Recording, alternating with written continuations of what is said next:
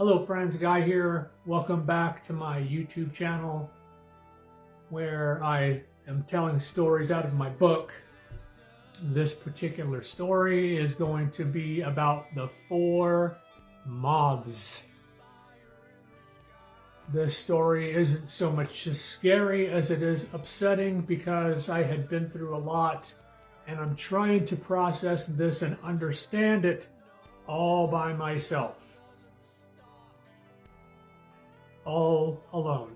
But before I start the story, please visit Bridge to Peace Project, KTI Institute for Spiritual Transformation. As you know, like I said in the other videos, the entire year these beings were guiding me to Suzanne and Craig Babcock. They have been on their own journey, their own mission, and witnessed the return of the energetic Christ in 1994 in Jerusalem. Since that time, they were directed to reveal the mysteries that Jesus talked about, to unveil humanity's past, and get us ready for the transformation of humanity for this time. Made a divine plan. The plan is on the site. Please go visit, look at the plan. It's an amazing work. Is outstanding. Outstanding. Let me get right to the story. This is going to take a minute. I am in my house right now in Tacoma. My house is set up pretty much just like the house in Seattle that you're seeing right now. You walk up to the house. What you see is a porch with a cover, right, a little awning above there. And if you walk into the house, I am sitting in a chair about 15 feet back from the door. And this is what it would look like. So the door's open. This door looks about like that. Okay, there's no screen door on the house in Seattle. Okay, there's no screen door on it. So I am relaxing for the day because I've been working at my wife's place making bedrooms in the garage for my children. So I'm just relaxing. It's a nice day. I think it's May, early morning, and I've had a lot of things happen already. I'm just trying to have a moment of peace in my life, which is soon. I guess that's just too much to ask. I'm relaxing. I hear what sounds like somebody throw a rock at the door. I immediately look up and I am able to see an object hit the ground, roll over, and stop right at my feet. I reach down and pick it up. It's a moth. It's a dead moth. And it looks like this. That now I'm upset. Now I'm upset. How is that even possible? Anybody that just saw the setup knows that's impossible, right? The moth is dead. It couldn't possibly fly fast enough to hit the door,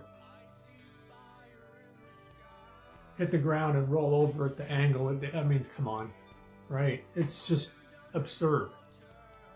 I grab the moth, I take it out, and I threw it in the backyard, I believe.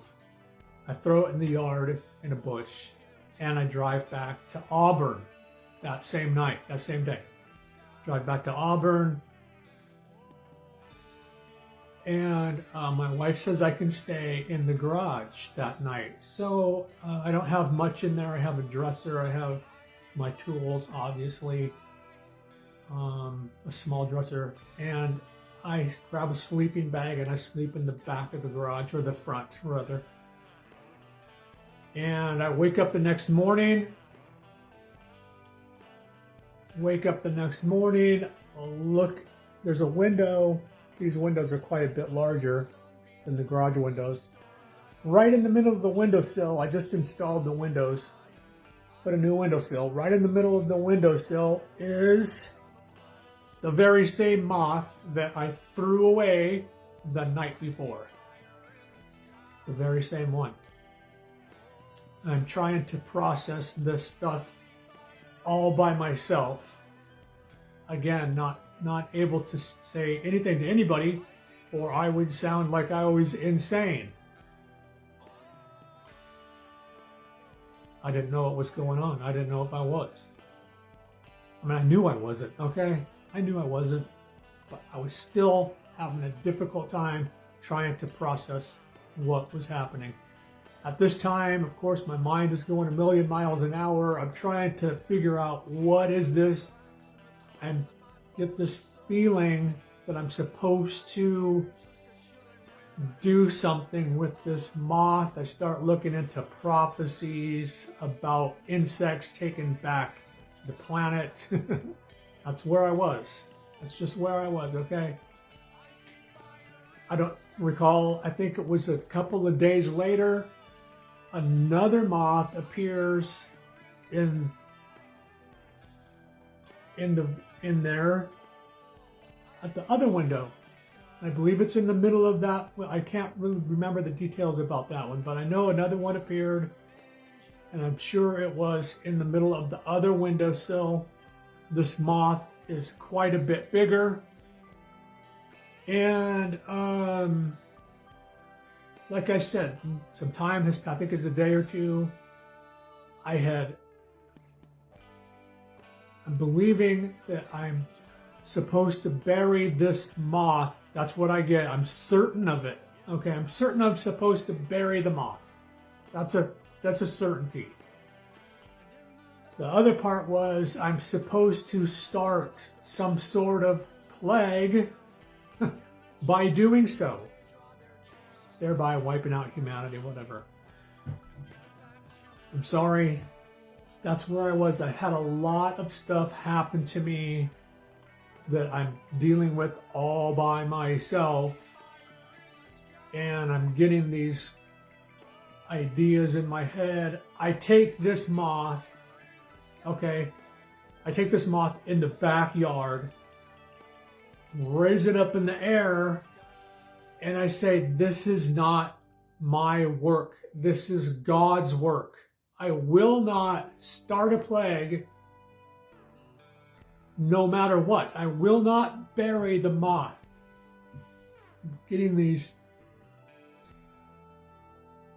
downloads, if you will. I'm supposed to bury this moth. And I'm supposed to, one of these things that I thought of was I was supposed to get $64 million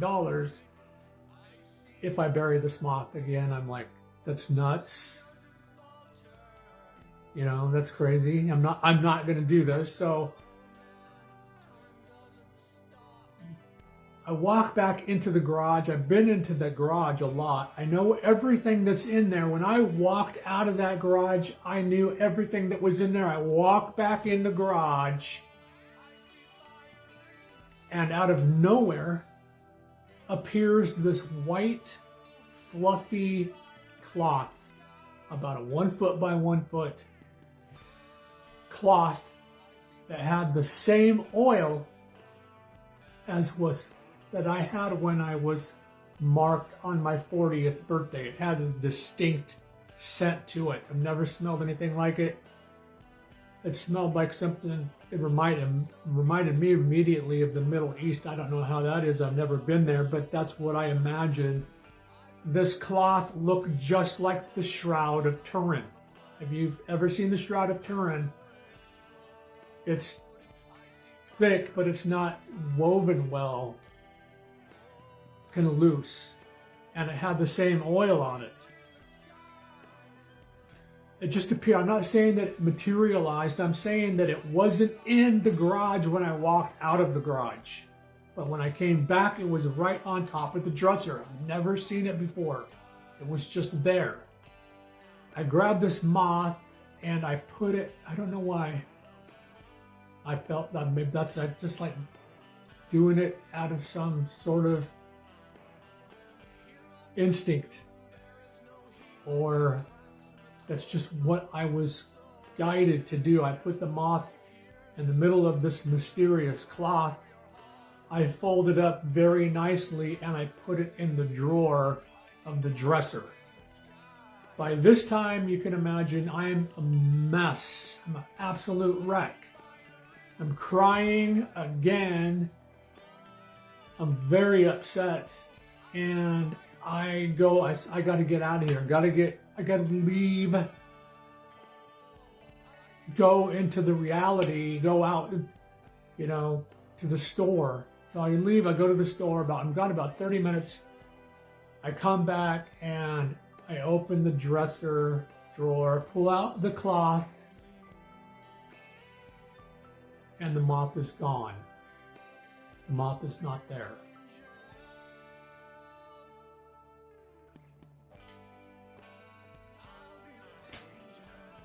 Why? What's going on? What is this? What is this about? What is this moth thing about? Okay, so I get this feeling that I need to go see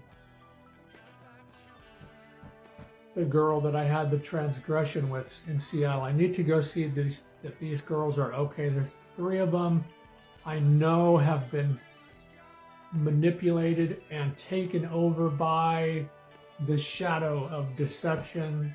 That's what I understand it to be now. At the time, I didn't know what it was. But this entity that was instigating this particular event, has taken over these 3 girls. I got to make sure that they're okay, because I was going to try to help them. I knew this entity had them, had control of them, which is frightening, because this really frightening. I go to Seattle in this building right here. Go to Seattle and I'm outside. It's like a fortress.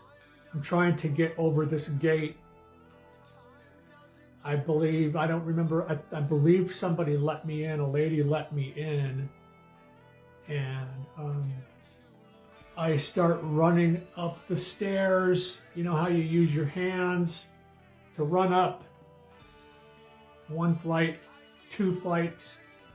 Right at the 3rd flight of stairs, I look up and there's a huge window. Right in the middle of the window, moth number 4. Moth number 4. It's alive. Its legs are dangling over the windowsill right in the middle, looking right at me. I'm struck with why. I'm struck with what's happening to me. Why is this happening to me? What is happening to me?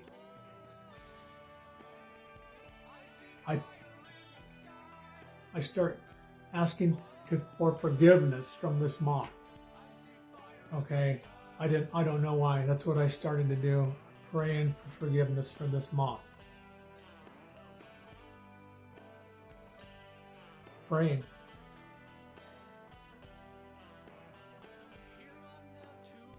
I didn't know what else to do. I move on. I go see if the girl is there, and she's not there, and I drive back. That is the story of the 4 moths. I know it's not as crazy as the other ones, but it has, for many years, even to this day, is still a bit of a mystery to me. I'm pretty sure I've uncovered the meaning behind it. I will get to that in another video. We'll talk about what forces were working at that time and why that even happened. Anyways, appreciate you guys coming back to check out the video. I don't know where I'm going to go from here. I think this may be the last video I'm going to make of the book, and I'm going to start peeling back some of this onion so we can talk about the forces that were at work. You guys, we're living in special times.